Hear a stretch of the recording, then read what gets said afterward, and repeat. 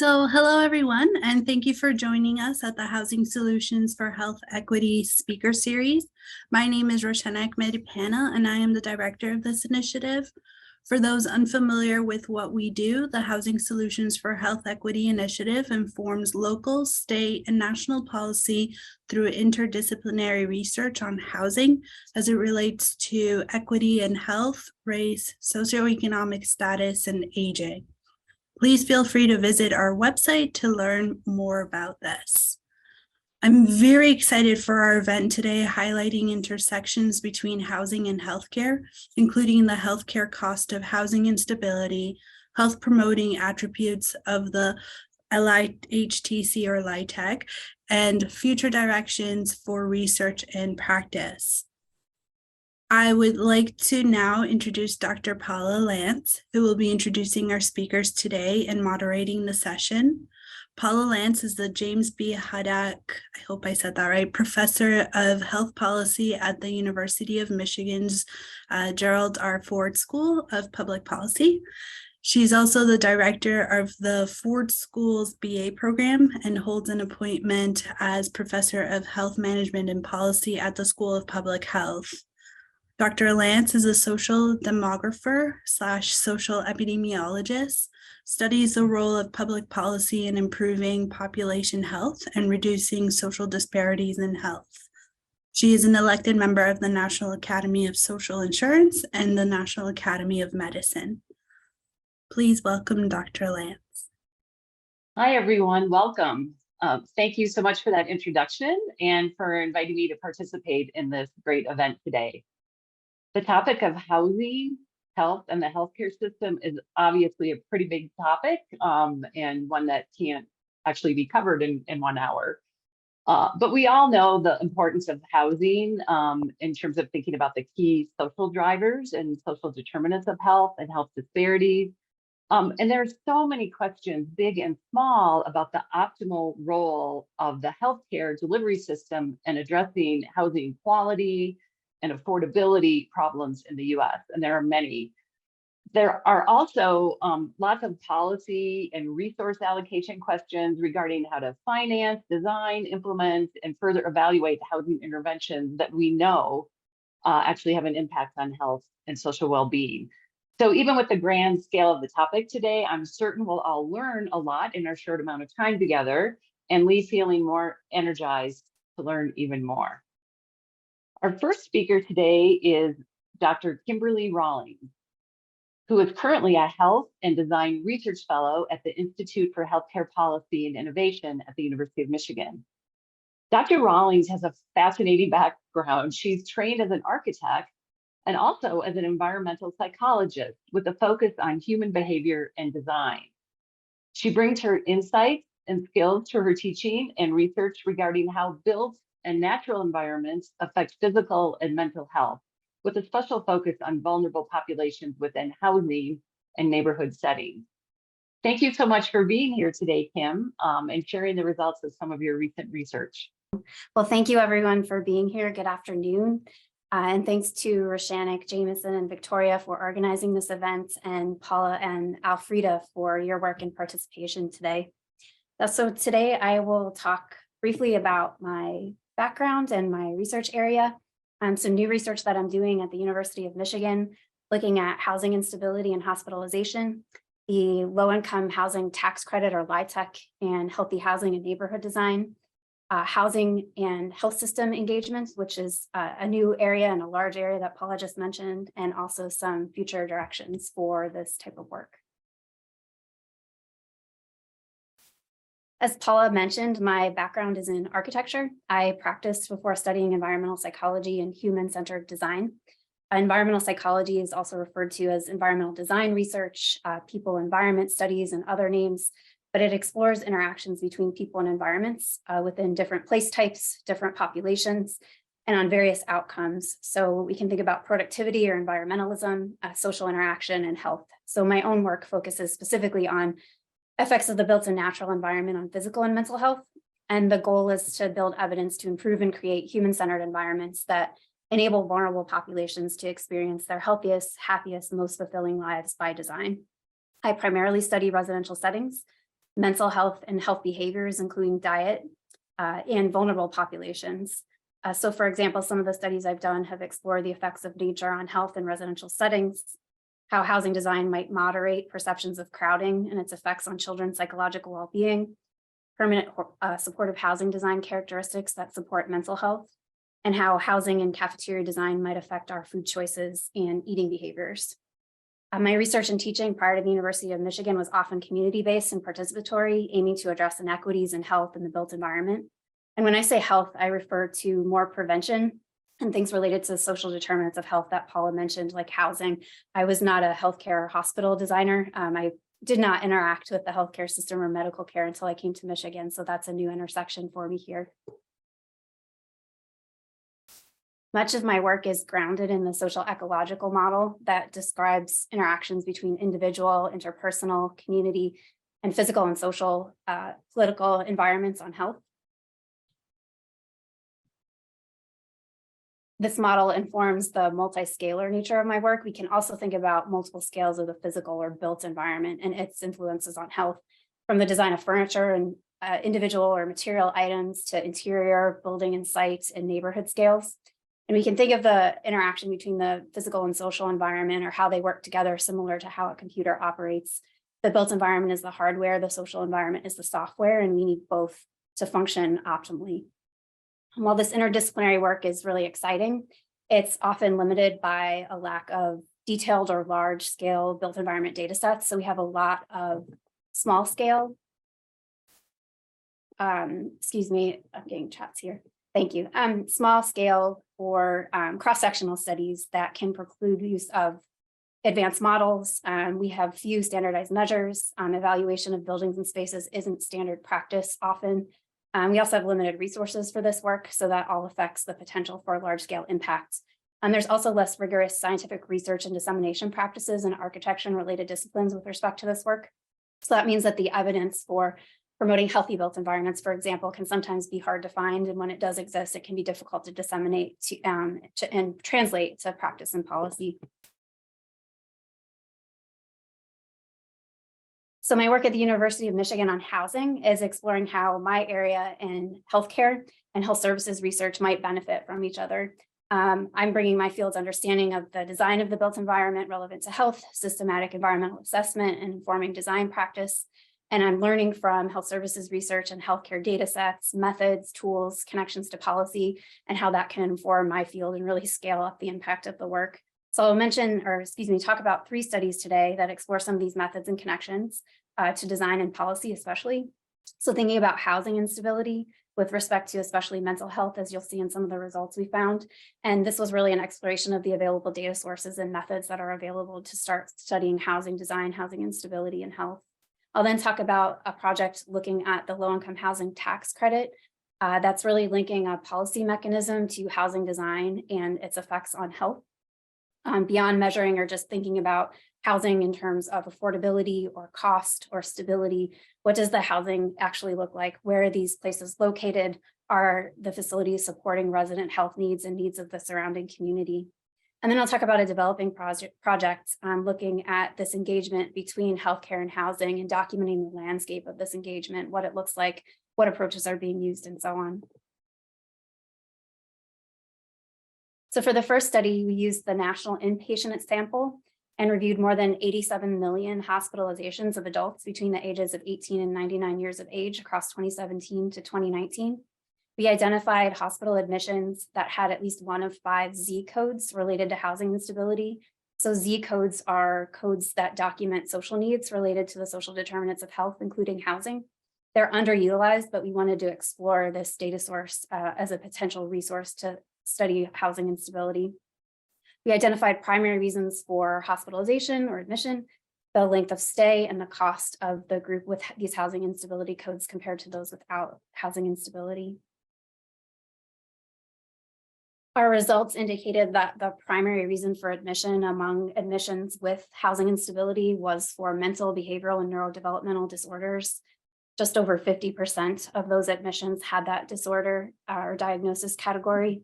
The length of stay for the same group was the length of stay for housing instability overall was 40% longer.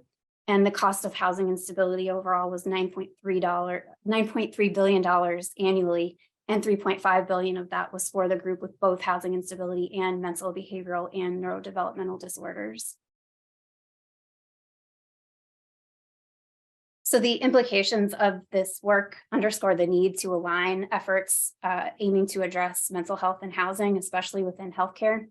With this kind of data, we're better positioned to advocate for health and housing resources and for prioritizing health in housing decisions. But the results don't really point to any housing design, policy, or even medical care solutions. We're still getting at effects of housing instability rather than the drivers of housing instability. So now that I have the familiarity of these healthcare data sets and working with analysts and methods to use this kind of data, we obtained some funding from the Blue Cross and Blue Shield Foundation of Michigan to start to understand the connections between housing policy and funding strategies, housing design, health and healthcare outcomes, by studying the low-income housing tax credit, particularly within Michigan housing. So the low-income housing tax credit program, or LIHTC for short, is the largest source of affordable multifamily housing in the US. In Michigan, for example, there's more than 97,000 subsidized rental units across 1,500 facilities in the state. The IRS allocates these credits to each state's housing financing agency, which is MSHDA, the Michigan State Housing Development Authority, based on each state's population size. Those tax credits are then awarded via a competitive application project based on criteria that's outlined by each state's unique qualified allocation plan, or QAP. These are updated every 1 to 3 years, and they contain mandatory criteria as well as some optional criteria that are worth extra points and often reflect state housing priorities. So for example, a state might award more points to projects in rural areas, or that propose to use environmentally friendly building materials, projects that preserve versus build new housing, or projects that propose to include on-site health services. So some criteria relate to health, but there's potential to add even more, really leverage this strategy to promote resident health in these facilities. So several publications recognize the potential for QAPs to affect health and housing. One study funded by the Robert Wood Johnson Foundation reviewed all 50 states' qualified allocation plans in 2016 for the presence of 59 evidence-based health promoting items, including categories such as housing quality and green building, accessibility and universal design, access to proximity and amenities, services and resources such as transportation and healthcare, promoting good health behaviors like physical activity, healthy eating, social interaction, and smoking policies. The top requirement in QAPs across the US in that year were provisions related to housing quality. So that's things like healthy airflow, moisture control, allergen prevention, avoiding toxic contaminants, and safety. And the top incentives are things that were optional and awarded points in proposals were proximity to neighborhood services and amenities. So in order to better understand connections between this mechanism, housing design, and health outcomes, this project asks 3 questions. First, what health-related attributes appear in the Michigan QAPs, and then actually in the LIHTC supported housing and neighborhoods. We don't know what priorities and incentives actually end up in the projects or are submitted with projects, those that are optional, especially over time. So we want to take an inventory of that. What are the needs of the residents who live in these facilities? Are those health promoting features aligned with those needs? And how can this type of data and future data inform housing and health stakeholders and policymakers?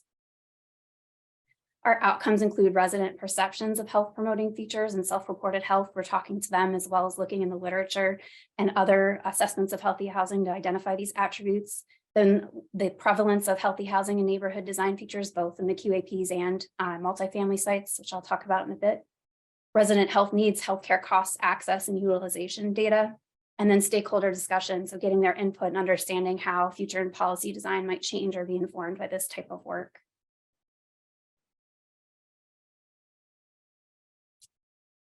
So our study population will include 24 residents who will be interviewed. We've completed these interviews, and I'll mention some preliminary results in a bit. We are focused on, as I said, multifamily LIHTC supported housing in neighborhoods in Michigan. So these are single site multifamily buildings. There may be more than one building on a site, but we aren't looking at scattered site housing. We're getting that data through MISHDA and HUD, and then public data registries such as NANDA or the National Neighborhood Database that makes publicly available and some other data very accessible for geospatial analysis. And I've included the information at the bottom of this slide. We also have a sample of more than 5,000 residents living in this housing with administrative healthcare claims through the Michigan Value Collaborative, along with a matched cohort for comparison. So we can start to look at the profiles and associations with these health promoting features in housing and neighborhoods. So we've completed the literature review to identify some of the healthy housing and neighborhood attributes. Some of the categories are listed here. They include things like an indoor environmental quality, exposure to toxins, including lead, the presence of air conditioning, safety, accessibility, and universal design, outdoor and green space access, open stairs for physical activity, social interaction spaces, and trauma-informed and restorative design, which we're hearing a lot more about, especially in supportive housing environments.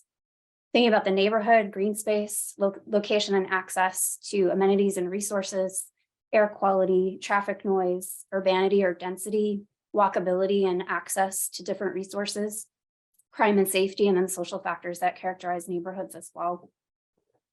So if we just stopped there, we would get quite a bit of useful data, but the preliminary results from our resident interviews give us a different picture and some items to add or different ways to think about these neighborhood features. So we'll also pull building and apartment unit features, but the preliminary results that my colleague Christina Bolo at the University of Illinois is working on suggest that we also need to consider proximity to community mental health centers, because it's often where they're getting their primary health care in addition to mental health care.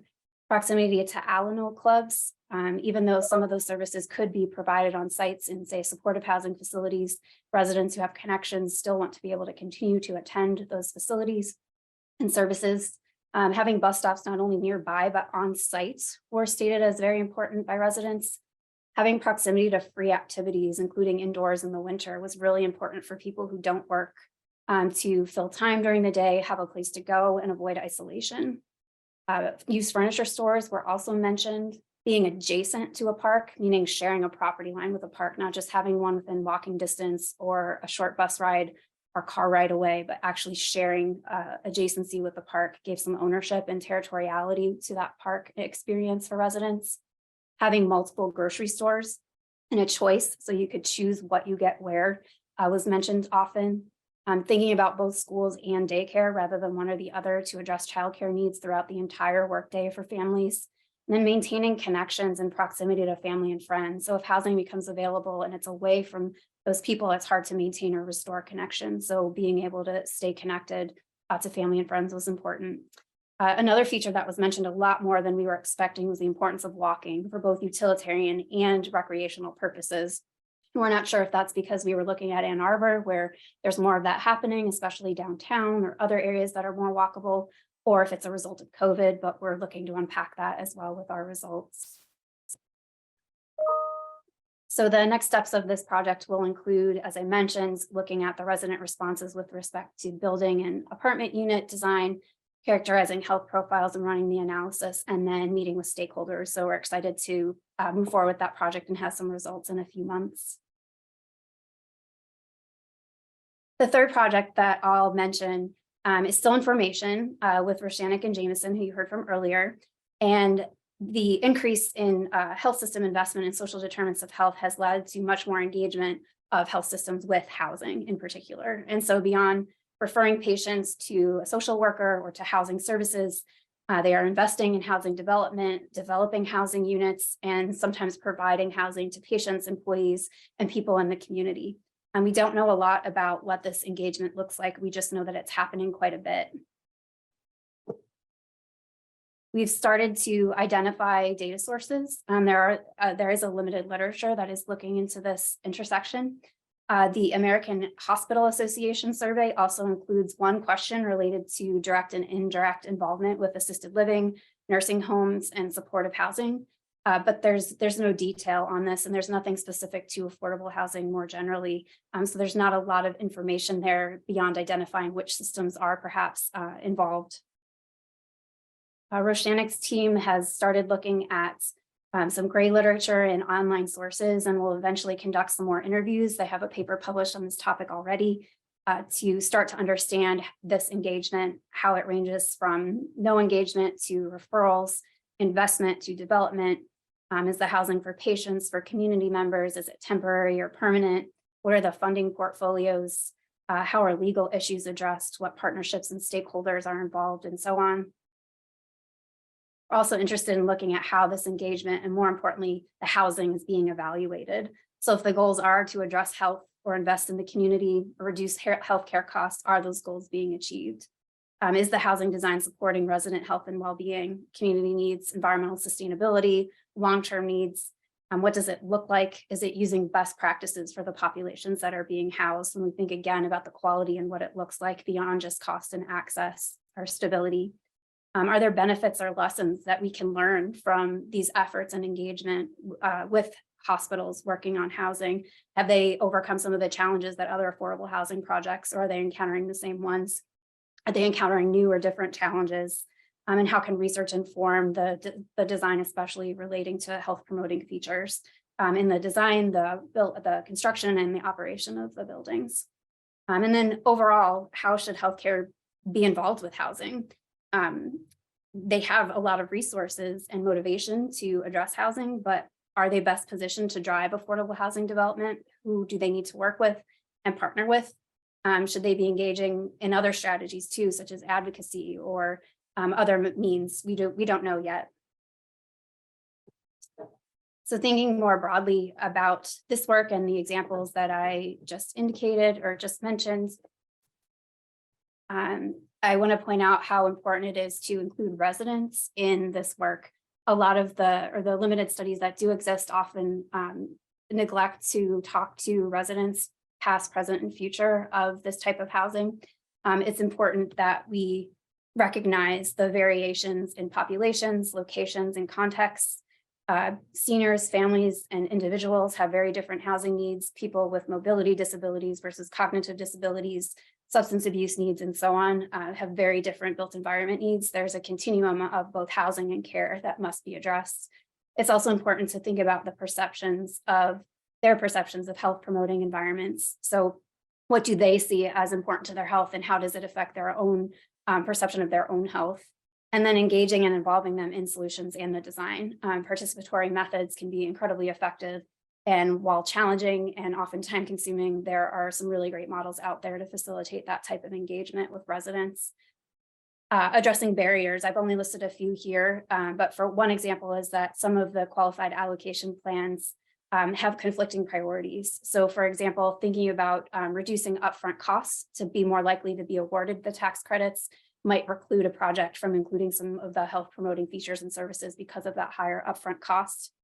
There are other examples where there are incentives to locate in low poverty areas or high opportunity areas that have a lot of access to resources versus investing in areas that are in need of investment and redevelopment. There's also incentives in several states for locating near federally qualified health centers, which tend to be concentrated in higher poverty, majority non-white neighborhoods. So incentives to locate in those higher opportunity neighborhoods are in conflict with that incentive as well. Developers often want to locate their buildings near high traffic areas or highways, but then they might be exposing residents to more air pollution, for example. So there's some of conflicts there that I think can be resolved from a policy perspective, talking to different stakeholders, but also design. So one example is that providing a space dedicated for services such as medical care. If that space isn't used, the developer could lose money. So perhaps you can design a space that could be converted into another unit or another use and still allow for that dedicated space for services. So in the future, it could be adapted. And then in terms of evidence and implementation, we need better data and evidence. We need some standard measures, standard data, and standard items for health promoting items at the all three scales that I mentioned. So for the apartments, the buildings, and the neighborhoods. Thinking about the low income tax credits, scaling up that work. We're focused on Michigan now, but we can look at other states as well and try to see if there are best practices or if we really need to look context by context and state by state. There are several other mechanisms. It's not just the low-income housing tax credit. We can think about other funding and policy strategies. Green building certifications are now more often including health promoting features, and that seems to be resonating with the building industry more than just focusing on health alone. There are some healthy building certification systems out there. Perhaps there can be one for affordable housing and different types of affordable housing in the future. And then we also need to address training and implementation. A lot of these issues are siloed. People are working on the issues from different perspectives and not interacting with one another. And so bringing all of these different stakeholders together and training people how to be aware of these issues across areas and disciplines is important. And then finally, thinking about hospital engagement with housing and health and design more broadly, we really need good documentation, research, and evaluation. We need better data linkages. It's very difficult to get built environment data, including from architects, because it's often proprietary. Clients don't want to release it. Evaluation isn't always a standard practice, and we don't have standardized measures. There are liability issues involved. Again, getting stakeholders and resident engagement throughout the process, perhaps hospital development of housing can address some of these issues and make evaluation standard and resident engagement standard. And then coming up with some strategies or best practices, some thresholds or some places to get started where we can work on implementing healthier environments by design. So with that, I will just acknowledge my incredibly supportive team, the study participants and community partners who have worked with us, Blue Cross and Blue Shield of Michigan Foundation for their funding, our data sources at the University of Michigan, the Health and Design Research Fellowship Program that's enabling this work, and Dr. Andrew Ibrahim, who directs that program, and his team, the National Neighborhood Data Archive that I mentioned within the Social Environment and Health Program, the Institute for Healthcare Policy and Innovation, the National Clinician Scholars Program, and then again, my colleague and co-author, Christina Bola at the University of Illinois, who's doing some amazing quantitative work. She's a former permanent supportive housing architect turned academic, working with architecture and health to really promote this environment for permanent supportive housing in particular. And so her contributions to this work have been really valuable. So thank you for your time, and I'll turn it back over to Paula. Great. Thank you so much, Kim. Oops, there.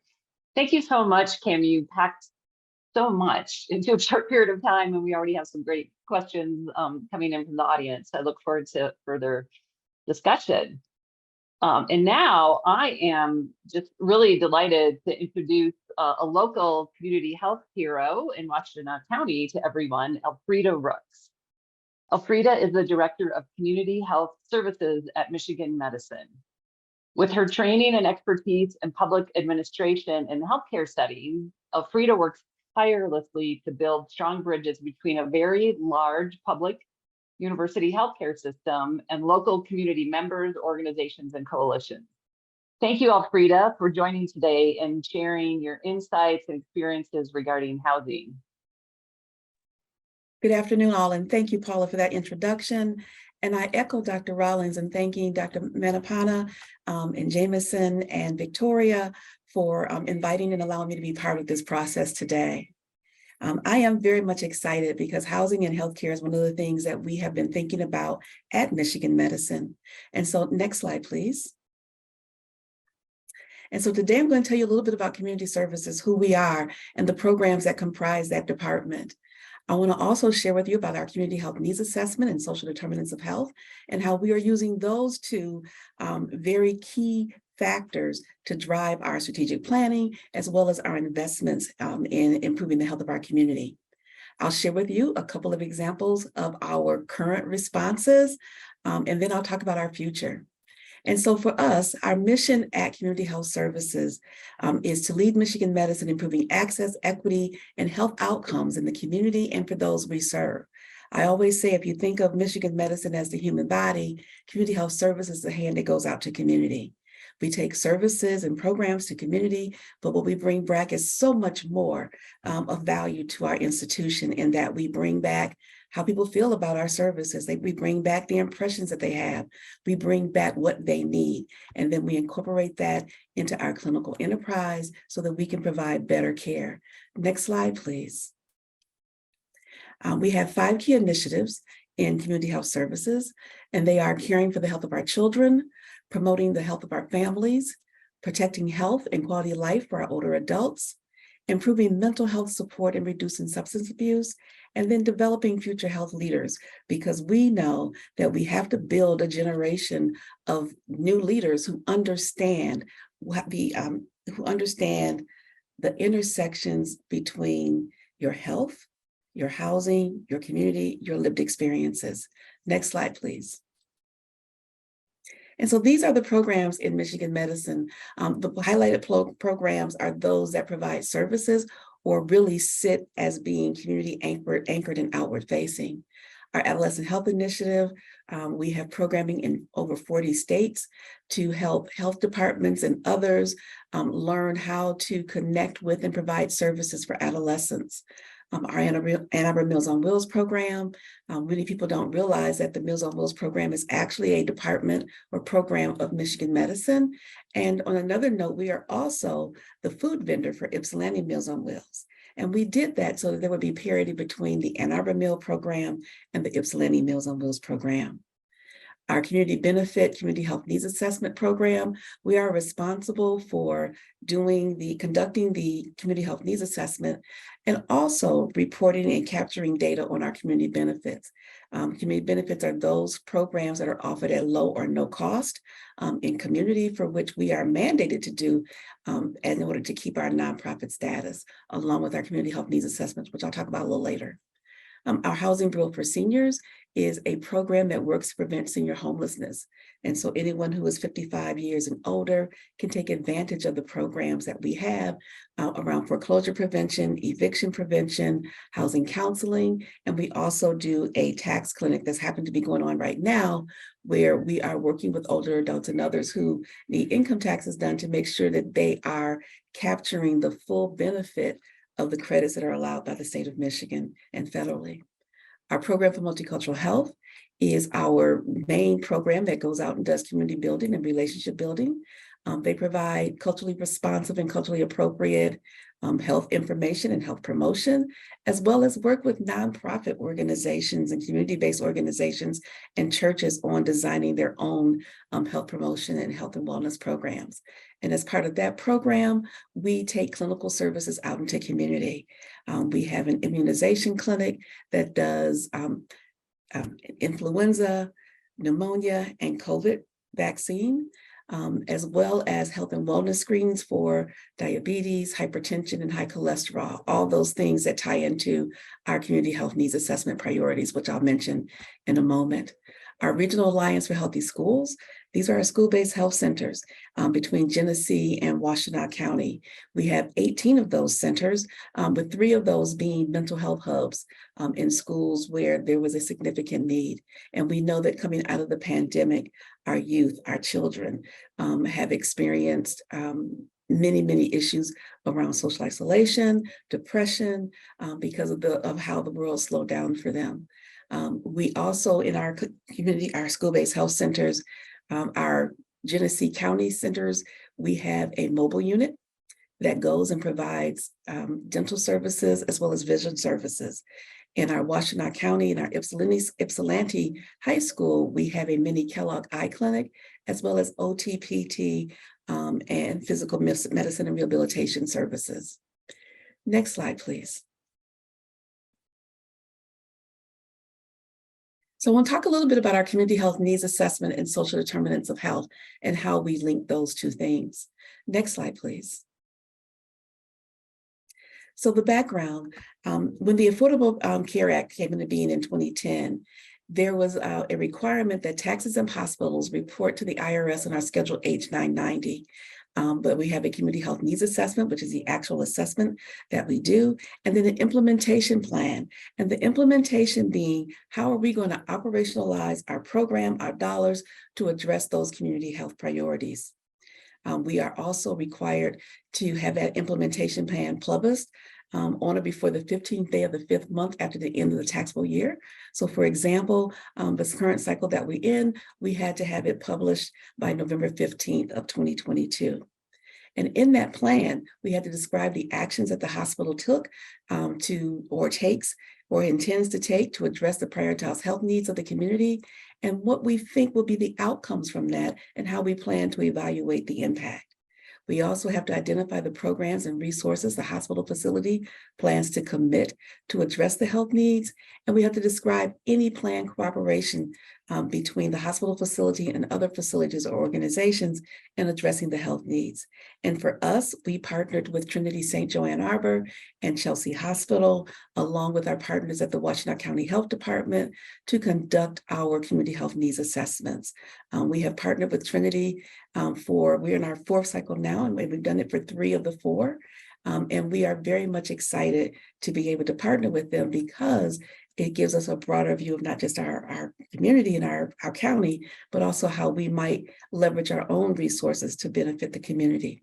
Next slide, please.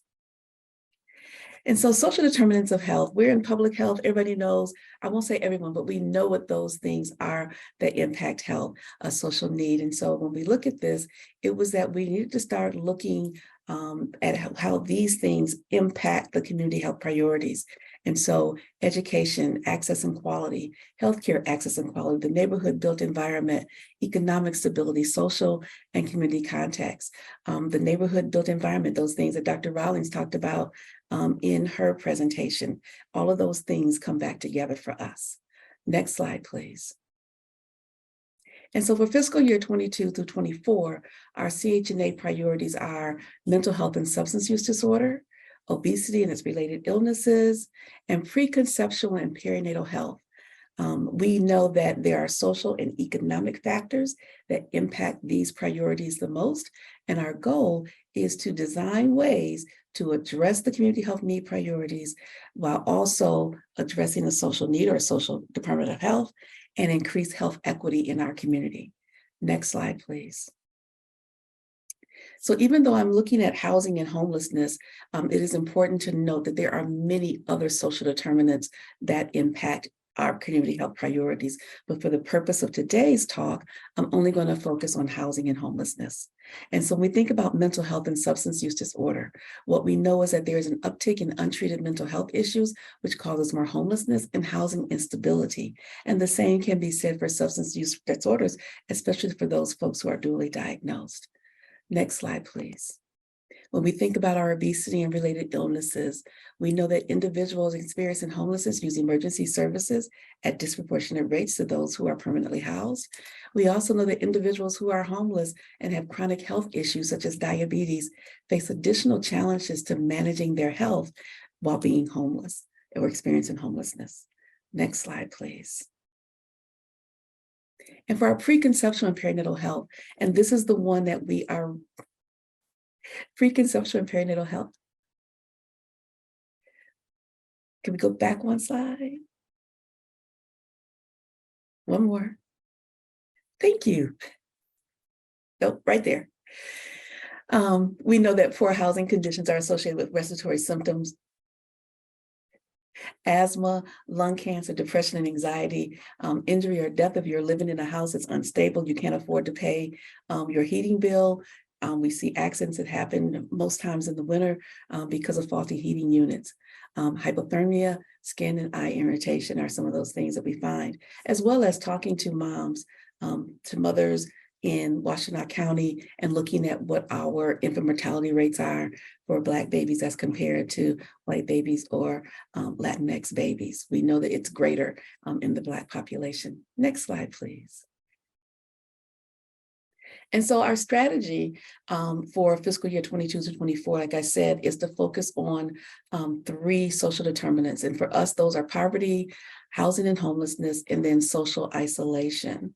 That social isolation is something that we in the collaborative, which is Unite is what we call our partnership with our Trinity St. Joe Ann Arbor partner and Chelsea Hospital to do our community health needs assessment. So we've all decided and agreed that we would join together to address social isolation and also leverage resources for that. The other is housing, homelessness, and poverty. But in that, we also know that there are some emerging other social determinants of health that we will also be working to address. And one of those being incarceration, climate change. I'm excited to see that President Ono announced on LinkedIn yesterday that we had reduced our carbon emissions by 25%. And by 25%, and we're ahead of schedule. And then medical debt being the other one. Next slide, please. So what are we doing right now to address this? Next slide. We know that there's a great iceberg that you cannot see. I won't read the slide for you because you can see it for yourself, but there is literal homelessness, hidden homelessness, which are those folks who are couch surfing, unstable housing, and then unaffordable housing. Next slide, please. We want to take a holistic view. We recognize that we are moving, because we're a health system, most of the time our paradigm is that it's a disease and a treatment and we take care of it. What we're trying to do is move to a three-dimensional view of our patients on all of those things that can impact their health, their ability to be engaged in their conversations or with their treatment plans. And so we want to make sure that what we are doing is holistically aligned. Next slide, please. And so our strategies from our implementation plan was to collaborate and support or fund training for parents, families, and residents with them with the skills to organize and advocate around issues related to poverty, housing, and more. And so we did have an RFP that we put out. We just most recently did our last one. In our last cycle, we gave a grant to Our House, who works to prevent homelessness in youth who are aging out of the foster system. When we talk about our homeless population, we have done our recuperative care program, a new MOU with the Shelter Association of Washtenaw County for people who are being discharged from the hospital to go into the recuperative care program to continue follow-up care. And then, while they're in that recuperative care program, to work on having either permanent housing or permanent supportive housing. And then finally, what we're doing is we are working again, I said our housing bill for seniors, we have a tax clinic, and we are in the midst of doing that now, making sure that people can get every credit that they are entitled to. And we have brought back more than $500,000 back to the community during our tax clinics. Next slide, please. So how are we addressing medical debt? We have formed a partnership with our revenue cycle, which is the department that has patient financial counselors, to go with us in the community setting so that we can answer questions. What we found is that most people, if they feel like if they owe money, they won't come back to the hospital because they're afraid that they won't, because they owe that debt. And we're working with people to educate them, to connect them with insurances, but to have people who are in the community where they are, who can talk with, engage with them in a comfortable environment. Next slide, please. The other piece is advocacy. On February 7th this year, the Ypsilanti City Council voted to increase the poverty exemptions or hardship exemptions for homeowners and others in living in Ypsilanti. And so we are very excited about those because this raises the threshold, and this is a strategy we're going to use with other local municipalities as well. Next slide, please. So the future, what are we doing? Next slide.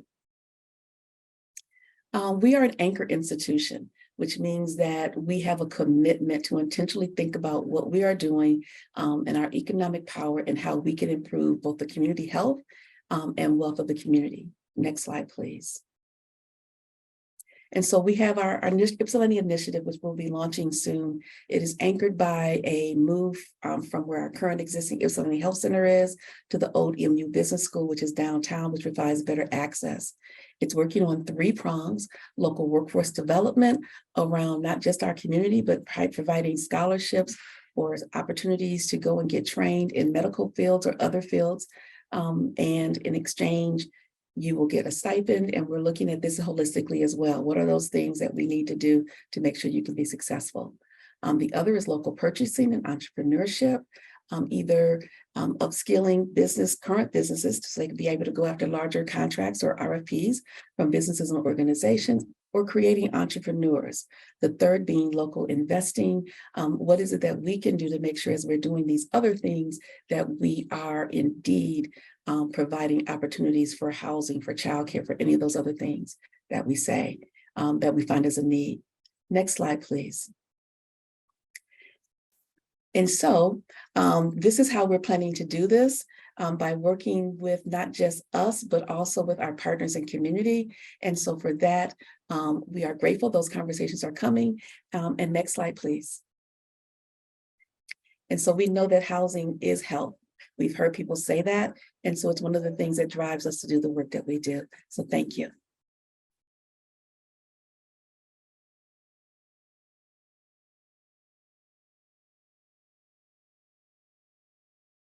Great, thank you so much. Really interesting presentation, full of information. We have about 10 minutes for Q&A, so I'd like to get us started on that. I'm going to read a question that came in through the Q&A. It's a little bit long. I think it's a great question to both of you. Recently, the Henry Ford Health System announced that they will move from their headquarters in downtown Detroit to a newly built medical campus. The old headquarters will reportedly be converted to housing and to commercial use for amenities and shopping. On paper, this seems to be a good strategy to use infrastructure existing in downtown Detroit and provide more central housing. However, what are your opinions of housing solutions such as this? What guidance would you give to the project leadership? And also within that, Kim, I know you have a lot of evidence-based ideas about critical design features that need to be included in housing projects like this. So whoever wants to tackle that great question first. Alfreda, please. So yes, I read that, and as soon as I saw that, I sent it immediately to my boss to say, did you see this? As we're trying to figure out what our plans are. What I always say when it comes to affordable housing is there are two things. Number one, you have to make sure how you're defining affordable casts the broadest net for the people who live in those communities. Because what you don't want to end up doing is displacing folks who just can't afford to live in whatever that apartment might be, or that community. And then the other thing I always say is that don't disrupt what may already exist, but make sure that you're partnering with folks who are in those areas to ensure that you're meeting the actual needs. I agree with that. And I think it's a great opportunity for things like health impact assessments to partner with the community and understand what this project will do to people there, both before, during, and after. Making sure that those design elements I talked about reach the broadest possible population, not just a certain part of the population. And then also with respect to healthcare, thinking about what that does to connections with healthcare access. How will those connections be continued or facilitated for people who want to see the same provider, for example? Great, thank you. So you both have spoken a lot about how important it is for having community voice, community engagement, and community partnerships in this type of work.